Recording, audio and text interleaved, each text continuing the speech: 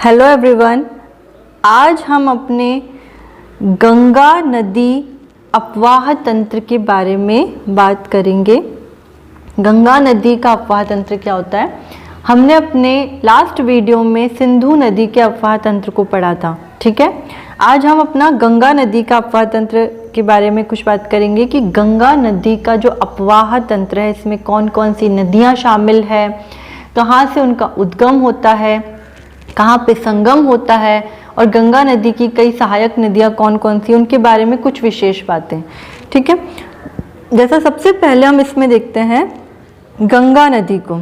गंगा नदी का जो उद्गम है वो कहाँ से है? गंगा नदी का उद्गम कहाँ से है? आपका उत्तराखंड में गौमुख के निकट गंगोत्री हिमनद से। कहाँ से है? उत्तराखंड में गौमुख के निकट गंगोत्री हिमनद से आपकी जो है गंगा नदी निकलती है। यहाँ पर यह भागीरथी नाम से भी जानी जाती है। किस नाम से जानी जाती है? भागीरथी नाम से भी जानी जाती है। जैसा कि अभी आपको मैं इसमें एक मानचित्र दिखा रही हूँ, इस मानचित्र को आप ध्यान से देखेंगे तो आपको गंगा व गंगा की सहायक नदियाँ दिखाई दे रही हैं, ठीक है।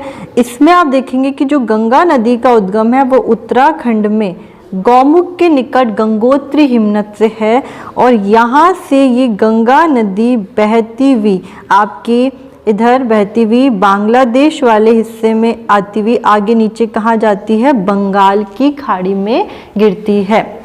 मतलब जो इसका उद्गम है वो कहाँ से है? आपका गंगा नदी का उद्गम गौमुख, गौमुख के निकट गंगोत्री हिमनद। कहाँ से? गंगोत्री हिमनद। और किस राज्य में आता है? आपका उत्तराखंड राज्य में, जैसा कि अभी हमने बात करी, ठीक है। अब जो हम इसमें देखेंगे कि आपकी गंगा नदी की जो लगभग इसकी लंबाई है वो कितनी है? गंगा नदी की लगभग लंबाई कितनी दे रखी है आपकी? 2525 किलोमीटर। ये गंगा नदी की लंबाई है। गंगा नदी की लंबाई 2525 किलोमीटर है। आप इसमें जो गंगा नदी की कुल लंबाई है उसे देखेंगे तो 2525 किलोमीटर। इसमें हम आगे देखेंगे जो इसकी सहायक नदियां हैं वो कौन कौन सी है। अब इसमें आप देखिए यमुना और सोन दाहिनी किनारे पर और रामगंगा, गोमती, घाघरा, गंडक, कोसी, महानंदा इसके बाहिनी किनारे पर। मैंने अपने पिछले वीडियो में आपको बताया है कि जो गंगा नदी है इसके जो दाहिनी किनारे पर मिलने वाली नदियां हैं वो दो नदियां हैं। जैसे एक है आपकी यमुना नदी और दूसरी है आपकी ये सोन नदी, ठीक है। सोन नदी और कौन सी? सोन नदी और ये यमुना नदी जो है वो गंगा के दाहिनी किनारे पर मिलती है। मतलब अगर आपके क्वेश्चन बन जाता है कि गंगा के दाहिनी किनारे पर मिलने वाली नदी कौन सी है और ऑप्शन में दे दिया जाए आपके मान लीजिए घाघरा, गोमती, गंडक और यमुना, तो आपको राइट आंसर करना है यमुना नदी, ठीक है। या क्वेश्चन इस प्रकार से भी बन सकता है कि गंगा के आपके गंगा के बाहिने किनारे पर मिलने वाली नदी कौन सी नहीं है। तो किसी भी तरीके से आपके क्वेश्चन बन सकता है। तो आपको पता होना चाहिए कि यमुना नदी और जो सोन नदी है ये गंगा नदी के दाहिनी किनारे पर मिलती है। इन के अलावा, इन दो नदियों के अलावा बाकी जो नदियां हैं जैसे यहाँ रामगंगा, गोमती, घाघरा, गंडक, कोसी, महानंदा, जो बाकी आपकी नदियां हैं वो गंगा के बाहिनी किनारे पर मिलती है। इसको मैं अभी आपके बोर्ड के माध्यम से स्पष्ट करूंगी कि आप जैसे कि हम अभी बोर्ड के माध्यम से इसको स्पष्ट करते हैं। चलते हैं अपने गंगा अपवाह तंत्र पे। गंगा अपवाह तंत्र में हम देखेंगे कि सबसे पहली चीज़ है कि गंगा नदी का जो उद्गम है वो कहाँ से होता है। गंगा नदी का उद्गम है आपके गंगोत्री हिमनद से, ठीक है। उत्तराखंड में गौमुख के निकट गंगोत्री हिमनद से आपकी गंगा नदी का उद्गम है और ये कई राज्यों में बहती हुई, हमारे भारत के कई राज्यों में बहती हुई कहाँ पे जाती है? बंगाल की खाड़ी में गिरती है। गंगा नदी को जैसे कि आगे पद्मा नाम से भी जाना जाता है बांग्लादेश में इसको, क्योंकि वहाँ पर भी इसका थोड़ा सा विस्तार है। अब हम इसमें देखते हैं कि गंगा नदी की जो सहायक नदियां हैं वो कौन कौन सी है। गंगा नदी है, जैसे कि आपको गंगा का अपवाह तंत्र दिखाई दे रहा है। इसमें गंगा की सहायक नदियों में जैसे रामगंगा, गोमती, घाघरा, गंडक, कोसी और महानंदा आती है। ठीक है, ये सभी गंगा की सहायक नदियां हैं जो कि इसके कहाँ से मिल रही है, बाहिनी किनारे से मिल रही है। गंगा के बाहिनी किनारे से जो मिलने वाली नदियाँ हैं वो आपकी ये ऊपर वाली सभी नदियाँ हैं। इसी प्रकार से गंगा की जो सबसे बड़ी सहायक नदी है वो है आपकी यमुना नदी। यमुना नदी गंगा की सबसे बड़ी सहायक नदी है जिसका उद्गम स्थल यमुनोत्री है। यमुनोत्री हिमनद है और यमुना और सोन नदी है जो गंगा के दाहिने किनारे से मिलती है। तो इस प्रकार से आपको इस जो ये आपका मानचित्र दे रखा है इसमें आपको स्पष्ट हो जाएगा कि जो गंगा की सहायक नदियां हैं उनका क्रम किस प्रकार से है। तो आप याद रख सकते हैं कि रामगंगा, गोमती, घाघरा, गंडक, कोसी और महानंदा और नीचे दाहिनी किनारे पे यमुना और सोन नदी। आगे इसमें हम देखते हैं कुछ प्रयागों के बारे में। जैसे कि हमने गंगा नदी के अपवाह तंत्र में प्रयाग पढ़े हैं, जिसमें हमने विष्णु प्रयाग पढ़ा है, रुद्र प्रयाग पढ़ा है, देव प्रयाग पढ़ा है, कर्ण प्रयाग पढ़ा है, नंद प्रयाग पढ़ा है। ये हमने कुछ गंगा नदी में प्रयाग के बारे में पढ़ा है। ठीक है, प्रयाग का मतलब होता है संगम से, कि जहाँ पर आपकी दो नदियाँ क्या हो रही हो, मिल रही हो, तो वो संगम जो होता है वो प्रयाग होता है। जैसे कि अपन गंगा प्रयाग में देखेंगे कि आपके दो विष्णु गंगा और धौली गंगा, ये है आपके अलकनंदा की दो शीश धारा है। अलकनंदा है जिसका उद्गम स्थल बद्रीनाथ के आसपास का है। ठीक है, बद्रीनाथ के निकट का है अलकनंदा का उद्गम। तो विष्णु गंगा और धौली गंगा ये दोनों जो आपकी गंगा है ये अलकनंदा की शीश धाराएं हैं जो कि माना और नीति दर्रे के निकट से निकलती है। जैसे विष्णु गंगा जो है वो माना दर्रे के निकट से निकलती है और धौली गंगा है नीति दर्रे के निकट से निकलती है। ये दोनों गंगा जो है वो आगे चल के आपकी कहाँ पर मिल जाती है, आपकी इस जगह मिलती है जिसको हम कहते हैं विष्णु प्रयाग। ये जो आपका है ये क्या है, विष्णु प्रयाग। विष्णु प्रयाग में मिलती है धौली गंगा और विष्णु गंगा किससे, अलकनंदा से। ये यहाँ से अलकनंदा आपके ऊपर से इधर से आ रही है और यहाँ पे जो अलकनंदा की शीश धारा है विष्णु गंगा, धौली गंगा, ये जहाँ पर अलकनंदा से मिलती है वो जगह कहलाती है विष्णु प्रयाग। उसके बाद में अलकनंदा आगे बढ़ती हुई आपकी नंद प्रयाग में मिलती है नंदाकिनी और अलकनंदा। यहाँ से आपकी नंदाकिनी नदी है, तो ये नंदाकिनी और अलकनंदा जिस जगह पे एक मिलती है वो कहलाता है आपका नंद प्रयाग।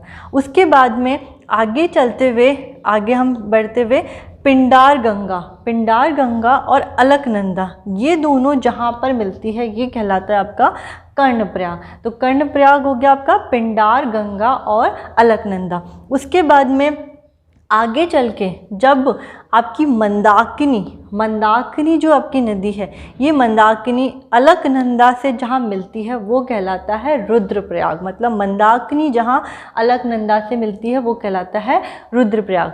उसके बाद में आगे बढ़ के अलकनंदा आपकी जहाँ भागीरथी नदी से मिलती है, जिस पर आपका एक बांध बना हुआ है टिहरी बांध जो भागीरथी नदी पर बना हुआ है। तो भागीरथी नदी से जहाँ पर आपकी अलकनंदा मिलती है वो कहलाता है देवप्रयाग। और इस देवप्रयाग के आगे आपकी जो अलकनंदा है वो गंगा कहलाती है। मतलब अलकनंदा बद्रीनाथ के निकट से आसपास से निकलती है और एक लंबी दूरी से बहती हुई कई जगह पर कई नदियों से मिलती है। तो उन जगहों को अलग अलग प्रयाग के नाम से जाना जाता है, जैसे विष्णु प्रयाग, नंद प्रयाग, कर्ण प्रयाग, रुद्र प्रयाग और देव प्रयाग। उसके बाद देव प्रयाग के आगे आपकी जो अलकनंदा है वो किस नाम से जानी जाती है, गंगा नाम से जानी जाती है। जैसे कि गंगा को आगे बांग्लादेश में पद्मा नदी कहा जाता है, इसी प्रकार से आगे यहाँ पे अलकनंदा को आगे क्या नाम से जाना जाता है, गंगा नदी के नाम से जाना जाता है।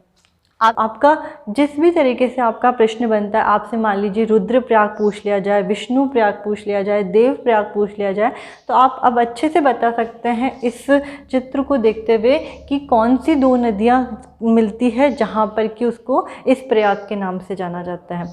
ठीक है, तो ये हमने जो बात करी किसके बारे में बात करी, गंगा अपवाह तंत्र के बारे में। आगे हम अपने नोट्स के माध्यम से इसको करेंगे। अब इसमें आप देखिए अभी हमने अपने बोर्ड के माध्यम से समझा, ठीक है, कि गंगा नदी के बारे में, गंगा नदी के किनारे पे बसे हुए शहर कौन कौन से हैं, ठीक है, गंगा नदी के किनारे पे बसे हुए शहर कौन कौन से हैं। अभी हमने अपने बोर्ड के माध्यम से इसको देखा कि हरिद्वार जो आपका उत्तराखंड में आता है, कानपुर, इलाहाबाद, वाराणसी उत्तर प्रदेश में, पटना बिहार आपका आता है, इधर पटना बिहार में आता है, और मुर्शिदाबाद आपका आता है पश्चिम बंगाल में, ठीक है। उसके अलावा आपकी जो सहायक नदियाँ जो अभी हमने बोर्ड के माध्यम से समझी कि कौन कौन सी नदियाँ हैं जो इसके बाहिनी किनारे से मिलती है और कौन कौन सी नदियाँ जो इसके दाहिने किनारे पे मिलती है। तो आपको एक तो ये याद रखना है कि इसकी कौन सी नदियाँ हैं, सहायक नदियाँ। उसके अलावा गंगा नदी के किनारे वे बसे शहर कौन कौन से हैं। आपको अभी मैं इसमें एक चित्र बताती हूँ, जिसमें कि आप इस चित्र को देखिए। इस चित्र में आप देखेंगे कि गंगा नदी के किनारे बसे हुए शहर कौन कौन से हैं। अभी हमने नदियों के बारे में पढ़ा था, अब शहरों के बारे में पढ़ते हैं कि इसके किनारे पे बसे हुए शहर कौन से हैं। शहर में आप देखिए इसमें कौन कौन सा आ रहा है, ऋषिकेश, हरिद्वार जो आपके आ रहे हैं उत्तराखंड के अंदर, कानपुर, इलाहाबाद, वाराणसी आपके आ रहे हैं उत्तर प्रदेश में, ठीक है, पटना, भागलपुर आपका आ रहा है बिहार में, और मुर्शिदाबाद आ रहा आपका पश्चिम बंगाल में, ठीक है। तो आप इसमें पहली चीज़ तो कि ये कौन कौन से राज्य में आ रहे हैं और कौन कौन से शहर है जो गंगा नदी के किनारे बसे हुए हैं, और इनका पश्चिम से पूरब का क्रम क्या है, या पूछा जा सकता है पूरब से पश्चिम का क्रम क्या है। तो आपको बहुत अच्छे से इस चित्र से स्पष्ट हो रहा है कि अगर हमसे पूछा जाए कि गंगा नदी के किनारे बसे हुए शहरों के पश्चिम से पूरब का क्रम बताइए, तो आपको पता है ये पश्चिम है हमारा, ये इधर पूरब है हमारा। तो इसके पश्चिम में, सबसे पश्चिम में आपका ऋषिकेश, फिर हरिद्वार, फिर कानपुर, फिर इलाहाबाद, फिर वाराणसी, फिर पटना, भागलपुर और फिर मुर्शिदाबाद, ठीक है। इसी प्रकार से पूरब से पश्चिम का क्रम भी पूछा जा सकता है आपसे, है ना। जिस प्रकार से हमने शहरों के बारे में पश्चिम से पूरब का क्रम याद किया है, इसी प्रकार से आपको नदियों के जो इसकी सहायक नदियां हैं, गंगा की जो सहायक नदियां हैं, उसके भी पश्चिम से पूरब का और पूरब से पश्चिम का क्रम याद होना चाहिए। जैसे आपसे पूछ लिया जाए कि जो गंगा नदी की सहायक नदियां है, इसके पश्चिम से पूरब का क्रम क्या है, ठीक है, इसके कौन से पश्चिम से पूरब का, तो आपको पता होना चाहिए पहले रामगंगा, फिर आपकी गोमती, फिर घाघरा, फिर गंडक, फिर कोसी, फिर महानंदा। जैसा कि अभी मैंने आपको बोर्ड पे बताया, उस बोर्ड के मानचित्र को, आप चित्र को अच्छे से देखेंगे तो आपको इसके पश्चिम से पूरब का या पूरब से पश्चिम का क्रम पता चल जाएगा। उसके बाद में हम इसमें आगे चलते हैं अपने कुछ विशेष गंगा नदी के बारे में, कुछ विशेष कि जो गंगा नदी में आपकी अभी मैंने बताई थी आपको कि गंगा नदी कब कहलाती है, कि जब भागीरथी नदी और अलकनंदा, भागीरथी और अलकनंदा दोनों देवप्रयाग में मिलती है, उसके बाद ये आगे गंगा के नाम से जानी जाती है। तो भागीरथी नदी पर एक बांध बना हुआ है, टिहरी बांध, जो कि भारत का सबसे ऊंचा बांध है। भारत का सबसे ऊंचा बांध है टिहरी बांध, और किस नदी पर है, आपकी भागीरथी नदी पर। आपके क्वेश्चन में आ सकता है कि टिहरी बांध किस नदी पर बना है, ठीक है। अगर आपके ऑप्शन में गंगा नदी भी दे रखी है, भागीरथी नदी भी दे रखी है, तो आपको राइट आंसर क्या करना है, भागीरथी नदी, क्योंकि जो टिहरी बांध है ये उत्तराखंड में है, भारत का सबसे ऊंचा बांध है और भागीरथी नदी पर बना है। कहाँ पर है ये आपका, उत्तराखंड में भागीरथी नदी पर बना हुआ भारत का सबसे ऊंचा बांध है। इसी प्रकार से इसमें दूसरा बांध आपका आ जाता है फरक्का बांध, जो गंगा पर है, दूसरा वो है फरक्का बांध।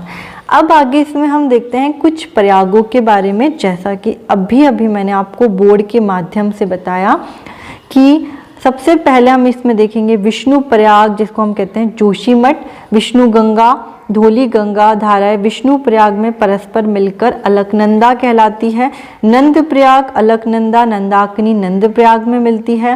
कर्ण प्रयाग, अलकनंदा, पिंडार नदी कर्ण प्रयाग में मिलती है। और अलकनंदा और मंदाकिनी या काली गंगा रुद्र प्रयाग में मिलती है। अलकनंदा और भागीरथी उत्तराखंड में देवप्रयाग में मिलकर गंगा का निर्माण करती है। जैसा कि अभी मैंने आपको बोर्ड के माध्यम से बताया, आप उसी चित्र को इसमें अच्छे से ध्यान से देखेंगे तो आपको वही ये चित्र दिखाई दे रहा है कुछ प्रयागों का, जिस पर कि आपके कई प्रश्न बनते हैं।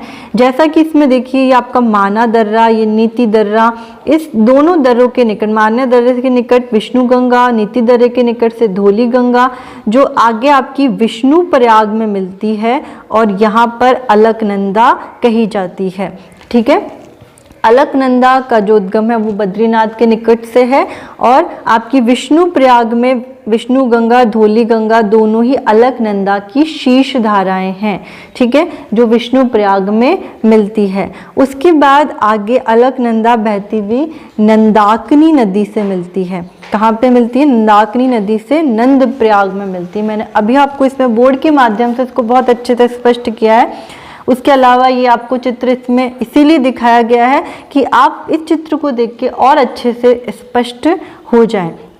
आगे अलकनंदा बढ़ते हुए पिंडार गंगा से कर्णप्रयाग में मिलती है। फिर आगे अलकनंदा मंदाकिनी से रुद्रप्रयाग में मिलती है। फिर आगे ये अलकनंदा भागीरथी नदी से देवप्रयाग में मिलती है और फिर उसके बाद में ये किस नाम से जानी जाती है? गंगा नाम से जानी जाती है। मतलब ये जो आपका पूरा विस्तार है, ये अलकनंदा नदी है जो कि अलग अलग जगह पर अलग अलग प्रयागों में अलग अलग नदियों से मिल रही है, जिसमें आपका विष्णु प्रयाग है, आपका नंद प्रयाग है, कर्ण प्रयाग है, रुद्र प्रयाग है और देव प्रयाग है। ये चारों प्रयागों के बारे में आपको अच्छे से स्पष्ट होना चाहिए।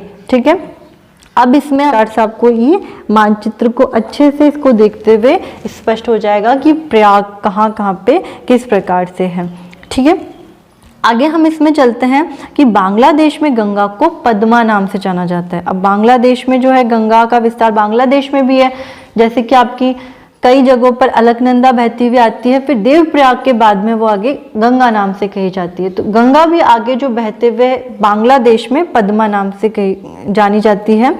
भारत की सबसे लंबी और बड़ी नदी है आपकी गंगा। भारत की सबसे बड़ी और लंबी नदी में से एक है, भारत की सबसे लंबी और बड़ी नदी है गंगा। और गंगा और ब्रह्मपुत्र नदी, ये दोनों नदियां मिलकर, कौन सी? गंगा और ब्रह्मपुत्र नदी मिलकर विश्व का सबसे बड़ा डेल्टा बनाती है, जिसका नाम है सुंदरवन डेल्टा। इसका कुछ विस्तार पश्चिम बंगाल में है और कुछ आपका बांग्लादेश में है। कुछ इसका पश्चिम बंगाल में है और कुछ आपका बांग्लादेश में है। तो इस प्रकार से कौन सी नदियां आपका सुंदरवन डेल्टा बनाती है? गंगा और ब्रह्मपुत्र नदियां। विश्व का सबसे बड़ा डेल्टा कौन सा है? सुंदरवन डेल्टा। ये कहाँ पर है? पश्चिम बंगाल और बांग्लादेश। इस प्रकार से आपके इस एक ही लाइन के अंदर कई प्रश्न बन जाते हैं, तो आपको इसको बहुत अच्छे से याद रखना है।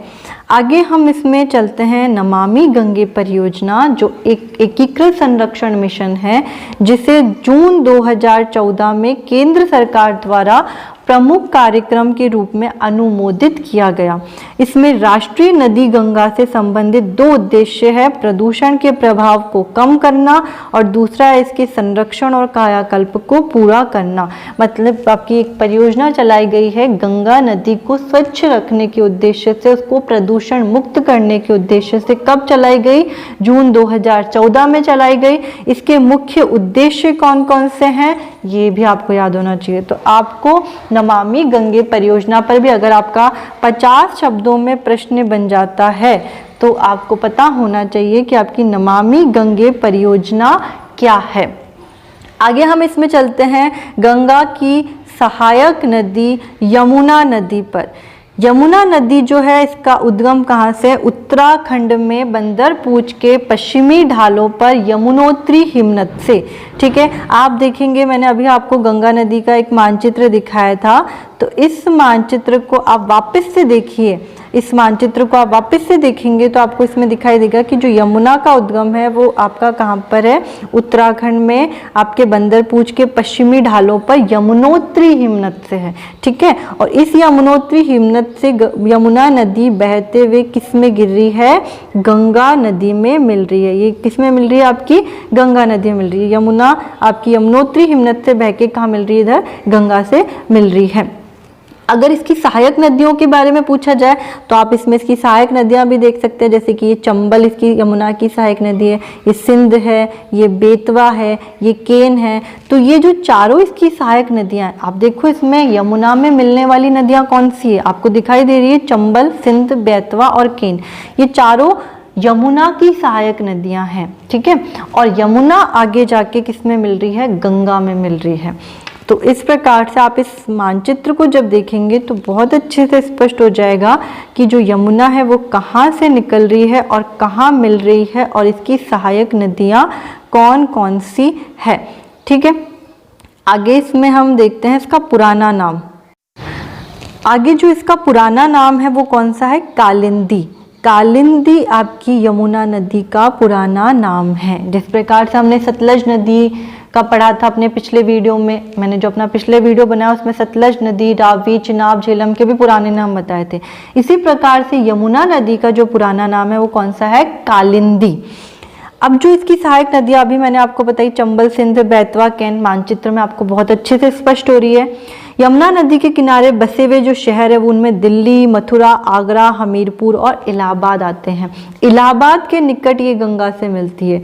कहाँ मिलती है, इलाहाबाद के निकट। अगर आपसे पूछा जाए कि यमुना नदी का जो संगम गंगा नदी में होता है वो किस शहर के निकट होता है, तो आपको आंसर देना इलाहाबाद। ठीक है, इलाहाबाद के निकट ही आपके गंगा नदी और यमुना नदी का संगम होता है। और इसके अलावा अगर आपसे पूछा जाए कि ऐसा कौन सा शहर है जो गंगा और यमुना नदी दोनों के किनारे स्थित है, तो आपका आंसर होना चाहिए इलाहाबाद। इलाहाबाद शहर यमुना नदी के किनारे भी बसा है। आगे इसमें हम चलते हैं अपने कुछ विशेष पे कि गंगा की सबसे लंबी सहायक नदी है यमुना। जैसा कि मैंने आपको बताया कि गंगा की सबसे लंबी सहायक नदी है यमुना नदी, अभी मैंने बोर्ड के माध्यम से भी आपको बताया था। ठीक है, आगे इसमें अगली सहायक नदी है इसकी चंबल, जो किसकी सहायक नदी थी, यमुना की सहायक नदी। यमुना की सहायक नदी है चंबल नदी। इसका उद्गम है आपके मध्य प्रदेश के मालवा पठार में महू के निकट जानापाव की पहाड़ी से। ठीक है, अगर आपसे पूछ लिया जाए कि चंबल नदी का उद्गम में मान लीजिए आपसे ओनली मध्य प्रदेश का मालवा पठार दे दिया जाए तो आपको राइट आंसर करना है। अगर आपके जानापाव की पहाड़ी दे दी जाए तो आपका राइट आंसर करना है। अगर आपके महू के निकट दे दिया जाए तो आपको राइट आंसर करना है। मतलब कभी कभी क्या होता है कि जब आपका ऑब्जेक्टिव क्वेश्चन बनता है तो जरूरी नहीं आपका पूरा का पूरा ही उसके अंदर दे दिया जाए, आपको शॉर्ट में भी दे दिया जाता है। तो आपको हर चीज पता होना चाहिए कि मालवा पठार में, महू के निकट और जानापाव की पहाड़ी से किसका उद्गम होता है, चंबल नदी का उद्गम होता है। और जो इसका संगम है वो कहाँ पर है, यमुना में। जैसा कि अभी मैंने आपको बताया यमुना नदी में जाके मिलती है चंबल नदी और राजस्थान के कोटा, बूंदी, सवाई माधोपुर और धौलपुर जिलों से होती हुई जाती है। मतलब आपके राजस्थान के कोटा, बूंदी, सवाई माधोपुर, धौलपुर जिलों से होती हुई ये यमुना में मिलती है। आगे इसमें हम बात करते हैं कुछ विशेष कि गांधी सागर जो बांध है वो चंबल नदी पर बना हुआ है और सर्वाधिक उत्कात भूमि वाली भू आकृति के लिए ये प्रसिद्ध है। आपके कई बार क्वेश्चन बनता है कि सर्वाधिक उत्कात भूमि वाली जो नदी है, इस भू आकृति के लिए जो प्रसिद्ध जो नदी है वो कौन सी है। आपको पता होना चाहिए कि चंबल नदी है आपकी सर्वाधिक उत्कात भूमि वाली भू आकृति वाली नदी। आगे हम इसमें चलते हैं अपनी नेक्स्ट अगली नदी जो गंगा की सहायक नदी है, गंडक नदी, जिसका उद्गम है नेपाल हिमालय में धौलागिरी एवं माउंट एवरेस्ट के बीच में। आप अपने मानचित्र को बहुत अच्छे से देखेंगे, मानचित्र को देखने पे आपको स्पष्ट हो जाएगा। जैसा कि मैंने इसीलिए मानचित्र इसमें लगा रखा है जिसको आप बार बार देखेंगे तो आपको देखिए इसमें गंडक नदी दिखाई दे रही है। तो ये जो गंडक नदी है इसका उद्गम कहाँ से हो रहा है? नेपाल हिमालय में धौलागिरी और माउंट एवरेस्ट के बीच में, या धौलागिरी है या माउंट एवरेस्ट है, तो धौलागिरी और माउंट एवरेस्ट के बीच में आपकी गंडक नदी निकल के कहाँ पर मिल रही है? गंगा में मिल रही है। ठीक है, ये आपकी गंडक नदी है जो यहाँ से निकल के कहाँ मिल रही है? आपकी गंगा नदी में मिल रही है। आप बार बार अपने मानचित्र को देखेंगे तो आपको ज़रूर अच्छे से स्पष्ट हो जाएगा। इसी प्रकार से आगे मैं इसमें घाघरा नदी भी पढ़ाऊंगी, तो अभी आप इसमें देखिए कि जैसे घाघरा नदी भी आपकी इधर से निकल रही है, मापचा चुंगो हिमनद से निकल रही है। एक हिमनद है मापचा चुंगो हिमनद, जहाँ से निकल के घाघरा किस में मिल रही है? आपकी गंगा में मिल रही है। तो आपको याद रखना है कि इसी प्रकार से कोसी नदी के बारे में भी मैं अभी आपको पढ़ाऊंगी कि यहाँ पे नेपाल हिमालय में एक पर्वत है गोसाई थान पर्वत। उस गोसाई थान पर्वत से निकल के ये कहाँ मिल रही है? गंगा में मिल रही है। तो आपको इन सभी के उद्गम मानचित्र में ज़रूर देखने हैं। आप मानचित्र में देखेंगे तो आपको स्पष्ट अच्छे से हो जाएगा। आगे हम इसमें गंडक नदी के बारे में बात कर रहे थे। तो गंडक नदी का उद्गम नेपाल हिमालय में धौलागिरी माउंट एवरेस्ट के बीच में जो संगम है इसका गंगा नदी पर। और इसमें विशेष जो बात है वो कौन सी है कि गंडक नदी दो धाराएं काली गंडक और त्रिशूल गंगा के मिलने से बनती है। किसके? काली गंडक और त्रिशूल गंगा के मिलने से आपकी गंडक नदी बनती है। कौन सी? गंडक नदी बनती है। इसको नेपाल में सालिग्रामी और मैदानों में से नारायणी भी कहते हैं। मतलब कि आप भी हमने देखा कि जो गंडक नदी का विस्तार है वो कहाँ से कहाँ तक है? आपकी नेपाल हिमालय में से स्टार्ट हो रही है ये, और कहाँ पे मिल रही है? भारत में गंगा नदी से मिल रही है। तो नेपाल में गंडक नदी को सालिग्रामी कहते हैं, और मैदानों में हमारा ये उत्तर भारत का विशाल मैदान है। ठीक है, विशाल मैदान वाला भाग है आपके भारत का जो जहाँ पर गंगा से आपकी गंडक नदी मिल रही है। तो इस मैदानी वाले भाग में इसको क्या कहते हैं? नारायणी कहते हैं। तो आपसे पूछा जाए कि भाई नेपाल हिमालय में या नेपाल में गंडक नदी को किस नाम से जाना जाता है, तो आपको पता होना चाहिए सालिग्रामी, और मैदानों में नारायणी। इसके बाद में हम अगली जो गंगा की सहायक नदी है घाघरा नदी। अभी मैंने आपको अपने मानचित्र में बता दिया था, उस मानचित्र को वापस से देखेंगे तो आपको पता चलेगा कि घाघरा नदी का जो उद्गम है वो मापचा चुंगो हिमनद है, और किस में मिल रही है? ये गंगा नदी में मिल रही है। इस घाघरा नदी के बारे में जो कुछ विशेष बातें हैं उसमें है कि जैसे शारदा नदी, जिसको हम काली गंगा भी कहते हैं, ठीक है, ये इससे मैदान में मिलती है। मतलब जो शारदा नदी है वो घाघरा नदी से मैदान में मिलती है। घाघरा को हम कर्णाली और कोरियाला भी कहते हैं। क्या कहते हैं? कर्णाली और कोरियाला भी कहते हैं। इसके अलावा जो अयोध्या आपका एक शहर है, अयोध्या नगर है, वो कौन सी नदी के किनारे स्थित है? घाघरा नदी के किनारे स्थित है। आपको पता होना चाहिए कि आपका अयोध्या नगर है वो कौन सी नदी के किनारे स्थित है। ठीक है, आपसे पूछ लिया जाए अयोध्या कौन सी नदी के किनारे स्थित है, तो आपको पता होना चाहिए घाघरा नदी के किनारे स्थित है। इसके अलावा आपके आगे हम देखते हैं इसमें कि शारदा नदी को नेपाल हिमालय में मिलाम हिमनद के पास गौरी गंगा और भारत नेपाल सीमा के साथ बहती हुई काली गंगा भी कहते हैं। आपसे पूछा जा सकता है ऐसी कौन सी नदी है जिसको गौरी गंगा भी कहते हैं और काली गंगा भी कहते हैं, तो वो कौन सी है? आपकी शारदा नदी, जो कि मैदान में घाघरा नदी से मिलती है। ठीक है, मैदान में घाघरा नदी से मिलती है, जहां इसको काली गंगा कहते हैं, और नेपाल हिमालय के अंदर इसको गौरी गंगा कहते हैं। आपको अच्छे से पता होना चाहिए कि शारदा नदी को गौरी गंगा और काली गंगा भी कहते हैं, और कहाँ कहते हैं वो आपको इसमें स्पष्ट है। आगे इसमें हम चलते हैं अपनी जो अगली सहायक नदी है गंगा की, कोसी नदी। अभी मैंने आपको बताया था कि नेपाल में ही, नेपाल हिमालय में ही आपका इसका माउंट एवरेस्ट के पास एक गोसाई थान पर्वत है जहां से कोसी नदी निकलती है। आप मानचित्र को देखिए, उसमें गोसाई थान पर्वत से आपकी कोसी नदी निकल रही है और गंगा नदी में मिल रही है। इसके बारे में कुछ विशेष बातें हैं जिसमें है आपकी कि इसकी 7 धाराएं हैं, जिसमें इसकी मुख्य धारा कौन सी है? अरुण कोसी। अरुण कोसी इसकी मुख्य धाराएं हैं। और इसके किनारे मतलब कोसी नदी के किनारे जो स्थित नगर है वो कौन सा है? भागलपुर। आपको पता होना चाहिए कि आपका भागलपुर कौन सी नदी के किनारे स्थित है, ठीक है, तो इसमें आपका कौन सा आएगा? कोसी नदी। अयोध्या कौन सी नदी के किनारे स्थित है? तो आपका आंसर आएगा घाघरा नदी। इलाहाबाद कौन सी नदी के किनारे स्थित है? तो आपका आंसर होगा गंगा और यमुना नदी। आगरा कौन सी नदी के किनारे स्थित है? तो आपका आंसर होगा यमुना नदी। इस प्रकार से आपसे पूछे जा सकते हैं कि शहरों के बारे में भी कि ये जो शहर है ये कौन कौन सी नदियों के किनारे स्थित है। तो भागलपुर कौन सी नदी के किनारे स्थित है? कोसी नदी के किनारे स्थित है। आगे हम इसमें चलें अपने कि अत्यधिक बाढ़ और मार्ग परिवर्तन के लिए कौन सी नदी प्रसिद्ध है? अत्यधिक बाढ़ और मार्ग परिवर्तन के लिए जो प्रसिद्ध नदी है वो कौन सी है? प्रसिद्ध तो नहीं कह सकते हम इसको, कुख्यात कह सकते हैं, ठीक है। मतलब एक तो होता है विख्यात जो कि आपके एक अच्छाई के लिए प्रयुक्त होता है, और एक होता है कुख्यात जो एक बुराई के लिए, कि अगर इतनी ज़्यादा बाढ़ आ जाएगी और इतना ज़्यादा मार्ग परिवर्तन कोई नदी करेगी तो वो तो एक तरह से शोक होगा, एक तरह से दुख का कारण होगा, ठीक है। तो आपकी अत्यधिक बाढ़ और मार्ग परिवर्तन के लिए जो कुख्यात नदी है वो है कौन सी? कोसी नदी, जिसको हम बिहार का शोक भी कहते हैं। किसका? बिहार का शोक।